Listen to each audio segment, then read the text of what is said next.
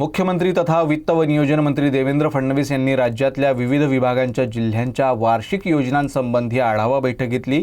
नागपूर आणि अमरावती विभागातील जिल्ह्यांच्या वर्ष 2026-27च्या सर्वसाधारण जिल्हा वार्षिक योजनेच्या प्रारूप आराखड्यांचाही त्यांनी आढावा घेतला। विकास कामांसाठी शासनाने निश्चित केलेल्या वित्तीय मर्यादेपेक्षा अतिरिक्त निधीची मागणी जिल्ह्यांकडून या बैठकीत करण्यात आली। मुख्यमंत्री तथा वित्त व नियोजन मंत्री देवेंद्र फडणवीस यांच्या अध्यक्षतेखाली मुंबईतील सह्याद्री अतिथीगृहात विविध विभागातील जिल्हा वार्षिक योजनांबाबत महत्त्वपूर्ण बैठक पार पडली। वित्त व नियोजन राज्यमंत्री ॲडव्होकेट आशिष जयस्वाल, शिक्षण राज्यमंत्री डॉक्टर पंकज भोयर, महसूल मंत्री चंद्रशेखर बावनकुळे, मुख्यमंत्र्यांच्या अतिरिक्त मुख्य सचिव अश्विनी भिडे, प्रधान सचिव शिखर परदेशी, वित्त विभागाचे अप्पर मुख्य सचिव ओमप्रकाश गुप्ता आदी वरिष्ठ अधिकारी या बैठकीला उपस्थित होते।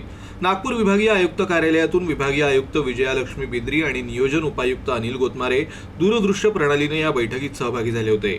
नागपूर, भंडारा, गोंदिया, गडचिरोली, चंद्रपूर आणि वर्धा या 6 जिल्ह्यांच्या जिल्हाधिकाऱ्यांनी वर्ष 2026-27च्या सर्वसाधारण जिल्हा वार्षिक योजनेचं आणि प्रारूप आराखड्याचं सादरीकरण केलं। जिल्ह्यातील विविध विकास प्रकल्पांसाठी शासनाने ठरवून दिलेल्या वित्तीय मर्यादेपेक्षा अतिरिक्त निधीची मागणी यावेळी जिल्ह्यांकडून करण्यात आली। लोकप्रतिनिधींनीही या बैठकीस उपस्थित राहून आपल्या आपल्या मतदारसंघातील विकास कामांसाठी मागण्या मांडल्या।